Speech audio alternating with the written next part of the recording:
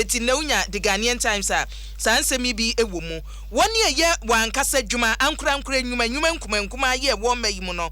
Ghana mampani na adodanko Akufo-Addo ene COVID-19 ya mo no 600 million Ghana cedis na mpanimfo se watwato ye de ba be swasene na kwan a wo fa so ache sika ne na ano SMEs na ebi kan se ni sika die anweyom de ma ye bedi o ebi so se wonu man kasa tena dem achichem no achichem no anwe ya wo bi betumi anya 1 Ghana cedi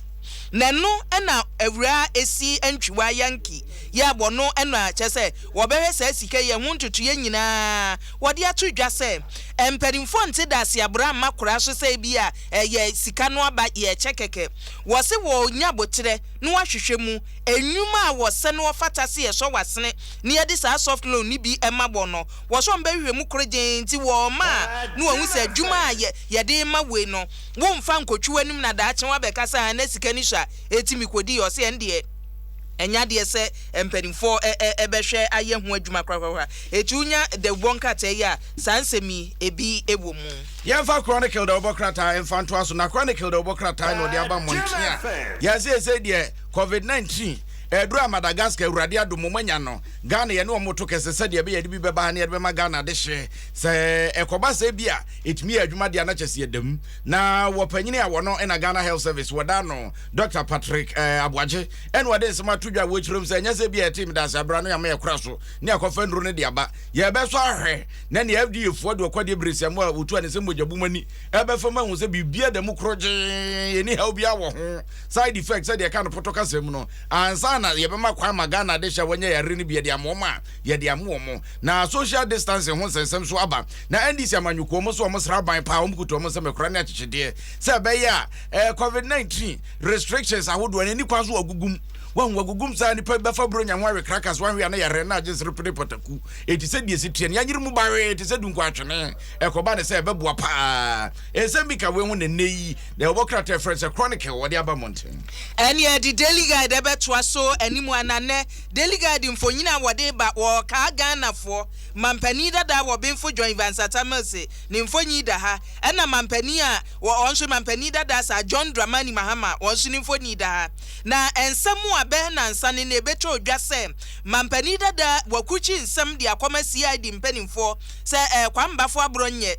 waka sembi afa ne ho ya nsemu a waka ni ja wo susuo se woni mampani dada wo benfo join Vansatamase ni wo hu bi wonso oni mo hwe eti CID fo nya hwehwemu wo nsem no mu na saa semi na ne daily guide on de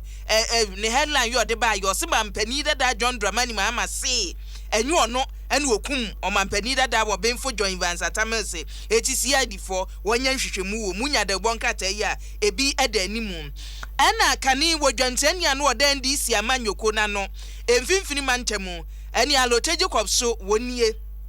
na ne mfoni a daily guide for de ba de minim so omuchini ya no omanya bi no omudi we ne ba yo ne mfoni da otim se gonyo na ni abre papa no oda no o se aloteje kopsa na dwen se won kana no ntum NDC amanyoko no nkrata ayo de aba wo mo se yayi no party no wontina nchen na ye be frɛ no committee animpo atoto na no wo se alote so okɔ ni Facebook page ani anopa kuro bi ato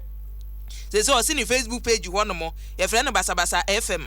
basabasa FM obeka brofo obeka ugu abrofo ni nyina obeka bi wo ho nti da bo basabasa FM obi ase ye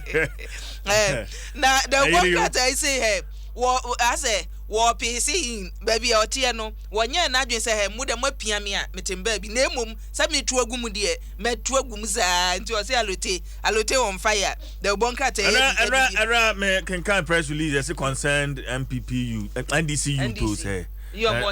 amoma penny 448 hours ultimatum so am reinstate alote Jacobs na alote later crowns we be PM say one nye NDC for na alote no wakata mzo obi sports for neighbor but ba could be tell free we na daily graphic the obokrata na ofanyiri kwasi fori wana na police fo dwuma de won krankropo mu operations wo hweso na daily graphic and fonyini da ni mu a chese wote maame bi wo ne maame ne tonsuo na wode ne epuru abo na nim kama na mum nose mask wo hyabi na ensema wode abo no mask no entry where your measures and pen for the go up on society beya coronavirus you bebubu na pre e wo memo no ankwasa wo befa ne kwan back to sender baby o free buy wo besan so akọ no man panyin dada ko fidie weje ko fo na nei wo de atodwa wo se bibi man panyufo ade ba ko haye pa e ye kwan ye fo so de bo ye kan sama e koso ma Ghana de she ni wiase man sanyina da etibi etie ne wo de abetoa wo se invest in information dissemination ne de obokratai wo de wana show bro wana show bro for kano ye ka koyenko yanim anytime ye adaje everyone me da say obi dum bie kwaku enti yanko no nyabotre menua be ma kwaku obi agye boafo sonkoma soafo hwo main kra to nsem so